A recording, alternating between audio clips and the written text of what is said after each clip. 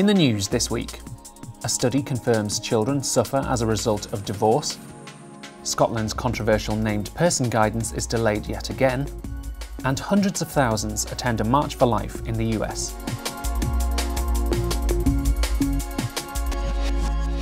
Hello. A new study confirmed that children aged 7 to 14 who experience family breakup are much more likely to develop emotional and behavioural problems than those living with both parents. The report from University College London revealed that they had a 16% higher rate of emotional problems and were 8% more likely to misbehave. The statistics come as the government proposes making the divorce process easier.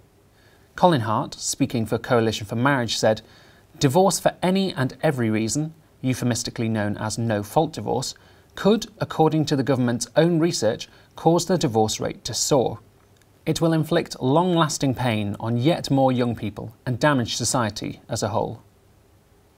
The Scottish Government has suffered yet another blow to its controversial named person scheme. A panel, set up by Education Secretary John Swinney, has said it is finding it challenging to make guidance on the scheme simple, concise and accessible. Professor Ian Welsh, who chairs the panel, wrote to Mr Swinney to say it is proving difficult to provide the necessary safeguards without overcomplication. Simon Calvert, spokesman for the No to Named Persons campaign, said the letter heaps embarrassment on the Scottish Government. So this code of practice was essential to the Education Minister, Mr Swinney, being able to pass a new named person information sharing bill through the Parliament. The panel whose job it was to come up with the code have said it's just too complicated. So what this seems to mean is that Mr Swinney is not going to get the new named person scheme that in the style that he wanted it, and I think that's probably good news for everyone else.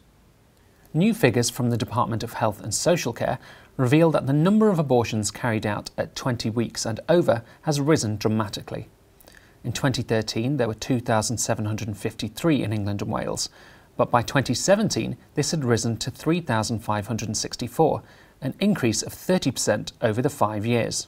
The number of abortions totalled around 934,000 between 2013 and 2017, and almost 15,000 of these were at 20 weeks or later.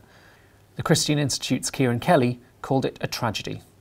Life actually begins at conception, and by 20 weeks the unborn child has had all its vital organs developing for a number of weeks. It is demonstrably a human being, and the fact that so many human lives are being lost in this way is nothing short of a tragedy. And finally, staying with abortion, in Washington DC, hundreds of thousands of people marched for the rights of the unborn at the 46th Annual March for Life. President Donald Trump recorded a message of support for the event, which protests against abortion in the US. "Every life has meaning, and every life is worth protecting. I will always defend the first right in our Declaration of Independence, the right to life." His Vice President, Mike Pence, attended in person. "We believe all of us, born and unborn, are endowed by our Creator with certain inalienable rights, and first among these rights is the right to life." Well, that's all for this week.